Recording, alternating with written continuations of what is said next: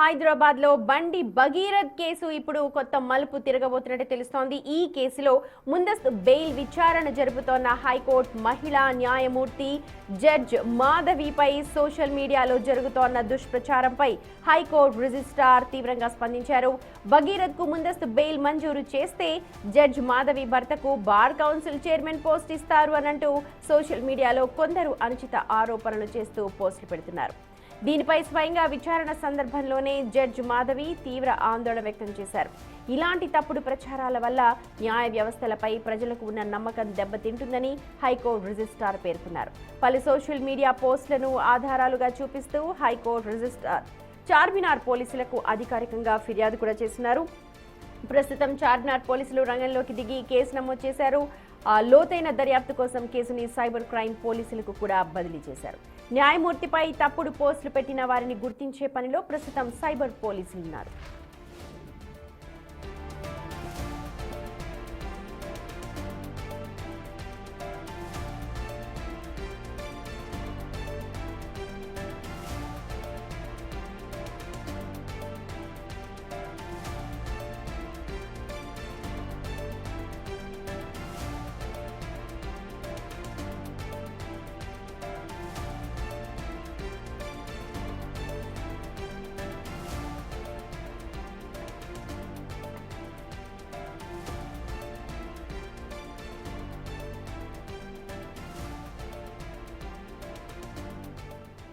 Right, దీంతో పాటు బండి భగీరథ్ వాడుతున్న ఐఫోన్ 17 Pro మొబైల్ ను కూడా ప్రస్తుతం పేట్ బషీరాబాద్ పోలీసులు సీజ్ చేసినట్టుగా తెలుస్తోంది. బాధితురాలతో జరిపిన సంభాషణలు ఈ ఫోన్లోనే ప్రధాన ఆధారమని పోలీసులు భావిస్తూ ఉన్నారు. సదరు బాధితురాలికి ఈ ఫోన్ నుంచే వాట్సాప్ సందేశాలు కావచ్చు, లేకపోతే నార్మల్ మెసేజెస్ వెళ్లడమే కాకుండా వీడియో కాల్స్, వాయిస్ కాల్స్ కూడా మాట్లాడినట్టు ప్రాథమికంగా పోలీసులు గుర్తించారు. కేసులో సాంకేతిక ఆధారాలు ప్రస్తుతం అత్యంత కీలకం కావడంతో డిలీట్ చేసిన డేటాను రికవర్ చేయడానికి, అలాగే మరిన్ని పక్కా సాక్ష్యాలను సేకరించడానికి ఈ ఐఫోన్ని ఫోరెన్సిక్ సైన్స్ ల్యాబొరేటరీకి పంపిస్తూ ఉన్నారు. తర్వాత ఈ కేసులో మరిన్ని సంచలన విషయాలు బయటకొచ్చే అవకాశం ఉంది అని తెలుస్తోంది.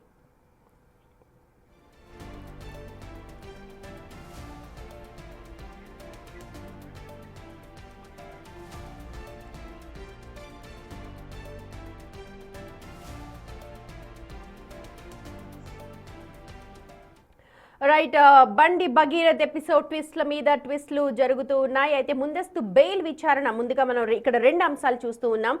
ఒకటి ఐఫోన్ యూజింగ్ సంబంధించి రిట్రీవ్ చేస్తున్న మెసేజెస్ అయితే, ఇంకొకటి ముందస్తు బెయిల్ అప్పీల్ కోసం అంటూ జడ్జి మాధవి దగ్గరకు వెళ్ళింది ఈ అప్లికేషన్. దానిపైన విచారణ జరుపుతారు జడ్జి మాధవి. అయితే ప్రస్తుతం ఆరోపణలు ఎదుర్కొంటున్నారు మాధవి. సోషల్ మీడియాలో విపరీతంగా ట్రోల్స్ జరుగుతూ ఉన్నాయి. ఒకవేళ దీంట్లో గనక ముందస్తు బెయిల్ కనుక బండి భగీరథ్కి ఇస్తే మాధవి భర్తకు ఒక పొజిషన్ వస్తుంది అని చెప్పి సర్క్యులేట్ చేస్తున్నారు. ప్రస్తుతం సిసిఎస్ పోలీసులు ఈ కేసును దర్యాప్తు చేస్తూ ఉన్నారు. దీనికి సంబంధించి అప్డేట్స్ అందించడానికి మా ప్రతినిధి సుజాత సిద్ధంగా ఉన్నారు.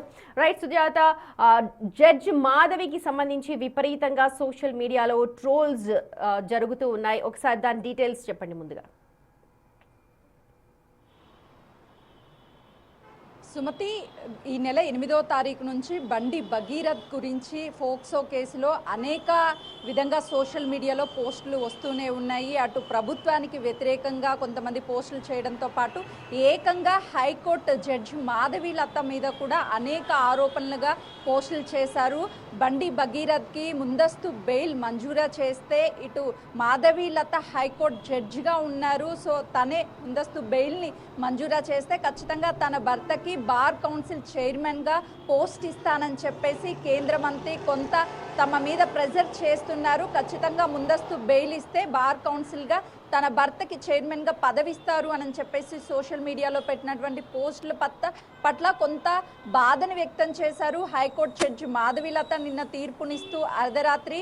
ఎందుకంటే న్యాయపరంగా అంటే చట్టపరంగా ఖచ్చితంగా ఎవరైనా తప్పు చేస్తే జడ్జి తీర్పునిస్తుంది, కానీ మా మీద ఆరోపణలు చేయడము, మా వ్యక్తిగత జీవితం జీవితాన్ని సోషల్ మీడియాలో పెట్టడం చాలా బాధాకరంగా ఉంది. తన భర్తకి ఎలాంటి సంబంధం లేకపోయినా మాధవి లత భర్తకి పోస్ట్ ఇస్తున్నారు, కేవలం మధ్యంతర బెయిల్ వస్తే ఖచ్చితంగా పోస్ట్ ఇస్తారు అని చెప్పి కొన్ని సోషల్ మీడియాలో పెట్టి మా వ్యక్తిగత పరువును కూడా తీశారు అని చెప్పేసి బాధను వ్యక్తం చేసింది, ఆగ్రహాన్ని కూడా వ్యక్తం చేస్తూ ఇటు హైకోర్టు రిజిస్టరు చార్మినార్ పోలీసులకి చిరంజీవి ఫిర్యాదు చేశారు. సోషల్ మీడియాలో ఉన్నటువంటి పోస్టులతో పాటు కొంత మెయిన్ స్ట్రీమ్ మీడియా కూడా అదే ప్రచారం చేసేటువంటి ప్రయత్నం చేసింది అని చెప్పి ఇటు చార్మినార్ పోలీసులకు ఫిర్యాదు చేస్తే సిసిఎస్ పోలీసులకి కేసుని ట్రాన్స్ఫర్ చేశారు. ఈ కేసులో ఆ పోస్టులు పెట్టినటువంటి వాళ్ళ మీద చర్యలు తీసుకోవాలి.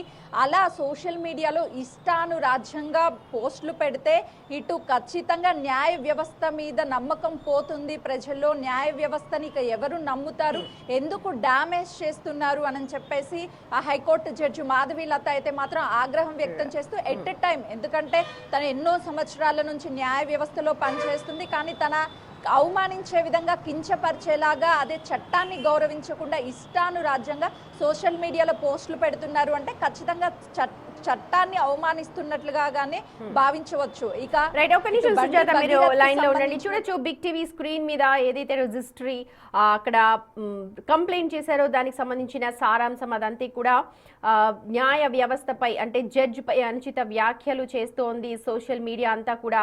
సో దానిపైన కేసు రిజిస్టర్ చేశారు. సామాన్యులకు కావచ్చు, ఎవరికైనా సరే న్యాయం ముందు అందరూ ఒకటే, చట్టం ముందు అందరూ ఒకరే, కానీ తనపై తన పర్సనల్ లైఫ్ ని కూడా తీసుకొచ్చి ఇక్కడ ట్రోల్ చేస్తున్నారు కాబట్టి వాళ్ళపైన తగిన చర్యలు తీసుకోవాలి అని అంటూ రిజిస్ట్రీ ఒక కాపీని సబ్మిట్ చేశారు చార్మినార్ పోలీసులకు. వాళ్ళు ఇప్పుడు ప్రస్తుతం సైబర్ క్రైమ్ పోలీసులకు దాన్ని అప్పగించారు. ప్రస్తుతం అయితే దర్యాప్తు జరుగుతోంది. ఎవరు సోషల్ మీడియాతో పాటు మెయిన్ స్ట్రీమ్ మీడియా కూడా కొంతమంది ఇలాంటి ట్రోల్స్ చేశారు, ఇలాంటి అభ్యంతరకర వ్యాఖ్యలు చేశారు అని అంటూ ఆ కంప్లైంట్లో పేర్కొనడం చూస్తూ ఉన్నాం మనము. Union minister Bandi Sanjay reportedly using every tactic to protect his son Bandi Bhagirath, who is accused to rape a minor girl, and after that attempting to influence the police, mainstream media and social media, Bandi Sanjay is now allegedly trying to influence senior vacation judge Justice Madhavi Devi by stating that in anticipatory bail is granted by her son of Bandi Sanjay in the POCSO case, he will ensure that the husband of Justice Madhavi would appoint as the chairman of Bar Council Telangana. So ilantivani social media and also published in print media, and thus it is widely circulated and read by judges, advocates and general public, thereby tarnish the image of judiciary. చట్టానికి అందరూ సమానమే, కానీ ఇలాంటి అనవసరమైన trolls వల్ల న్యాయ వ్యవస్థపై నమ్మకం పోతుంది అని తీవ్ర ఆగ్రహం వ్యక్తం చేస్తూ బాధపడుతూ ఒక కంప్లైంట్ అయితే లాడ్జ్ చేశారు. రైట్, ఇప్పుడు బండి భగీరథ్ వాడిన ఇంకో కేసు మనం చూద్దాము. ఇది కంప్లైంట్ చేశారు సిసిఎస్ పోలీసులు. ప్రస్తుతం దీనిపైన దర్యాప్తు జరుపుతూ ఉన్నారు. ఎవరు ట్రోల్ చేశారు, ఎక్కడెక్కడ దాన్ని పబ్లిష్ చేశారు అన్న దానిపైన వాళ్ళకి కఠినంగా చర్యలు తీసుకునే అవకాశం అయితే కనిపిస్తుంది. ఇక ఇంకొక అంశం, ఇందులో బండి భగీరథ్ వాడిన iPhone 17 Pro, దాంట్లో ప్రస్తుతం ఇదే కీలకంగా కాబోతోంది. ఎందుకంటే ఆ బాధితురాలు, మైనర్ బాధితురాలు ఎవరైతే ఉందో తనకి మెసేజెస్ పంపడం కావచ్చు, వీడియో కాల్స్ చేయడం కావచ్చు, వాట్సాప్ చాటింగ్ కావచ్చు, మొత్తం కూడా డిలీట్ అయి ఉంటే కనుక ప్రస్తుతం పోలీసులు దాన్ని స్వాధీనం చేసుకున్నారు. మొత్తం డేటా అంతా కూడా ఇప్పుడు రిట్రీవ్ చేయబోతూ ఉన్నారు. రైట్ సుజాత, దీనికి సంబంధించి ఒకసారి ఇన్ఫర్మేషన్ చెప్పండి. సుమతి, ఏదైనా కేసుకి టెక్నికల్ ఎవిడెన్స్ అనేది చాలా ఇంపార్టెంట్ ఉంటుంది. బండి భగీరథ్ కేసులో కూడా తను వాడినటువంటి మొబైల్ ఈ కేసులో కీలకంగా మారబోతుంది. అయితే ఆ బాలిక ఎప్పుడు పరిచయం అయింది, ఎలా పరిచయం అయింది, ఎప్పటి నుంచి వీళ్ళిద్దరు కాల్స్ మాట్లాడుకుంటున్నారు, చాట్ చేశారు, వీడియో కాల్స్ మాట్లాడారు అన్న డేటా అంతా కూడా బండి భగీరథ్ 17 Pro Maxలో ఉంది. కాబట్టి ఆ మొబైల్ ప్రస్తుతం స్విచ్ ఆఫ్లో ఉంది. సో పోలీసులు స్వాధీనం చేసుకుని డేటానంతా రిట్రీవ్ చేస్తున్నారు. డేటా వచ్చిన తర్వాత బండి భగీరథ్కి సంబంధించినటువంటి కేసులో ఉన్న కీలక విషయాలన్నీ కూడా ఆ మొబైల్ ద్వారానే బయటకు వచ్చే అవకాశం చాలా స్పష్టంగా కనిపిస్తుంది. వన్స్ ఆ మొబైల్ని రిట్రీవ్ చేసిన తర్వాత ఆ డేటా ఆధారంగానే పోలీసుల ఇన్వెస్టిగేషన్ కొనసాగేటువంటి అవకాశం ఉంది. ఇప్పటికే బండి భగీరథ్కి బెయిల్ పిటిషన్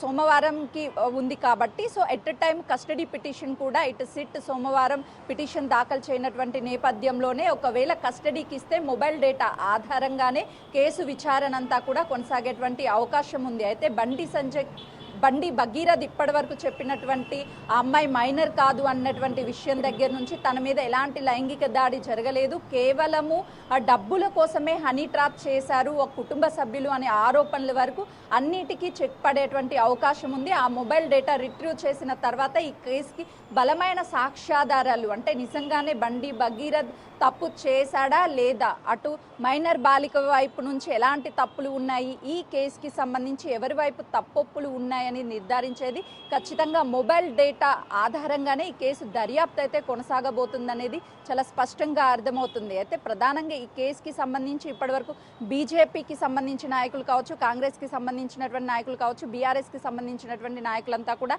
చట్టం తన పని తను చేసుకుంటూ పోతుందని చెప్పినటువంటి నేపథ్యంలో కొంత ప్రతిపక్షాలు మాత్రం రాష్ట్రంలో ఉన్నటువంటి అధికార పార్టీని కొంత బ్లేమ్ చేసే పరిస్థితులు ఉన్నాయి. కానీ ఆ తర్వాత సీఎం రేవంత్ రెడ్డి మాట్లాడిన తర్వాత ఖచ్చితంగా అరెస్టు సాగుతుంది. అయితే కొద్దిసేపటమే కిషన్ రెడ్డి కూడా కీలక వ్యాఖ్యలు చేశాడు. ఆ వ్యాఖ్యల్లో అంటే పూర్తిగా ఆల్రెడీ సరెండర్ అయ్యాడు బండి భగీరథ్, ఇంకా పెద్దగా ఈ కేసులో ఏం లేదు, రాష్ట్ర ప్రభుత్వమే ఏమున్నా చూసుకుంటుంది, కేంద్ర ఇన్వాల్వ్మెంట్ ఏమీ ఉండదు అనే విధంగా కూడా కిషన్ రెడ్డి ఒక వ్యాఖ్యలు చేశారు. దీన్ని బట్టి రాష్ట్ర ప్రభుత్వం మీద కొంత నమ్మకం ఉంటుంది, కేంద్రం ఏమి ఇన్వాల్వ్ చేసుకోదు అన్న విధంగానే తన ఆన్సర్ కూడా ఉన్నట్లు తెలుస్తుంది. Sumathi. Right Sujatha, thank you.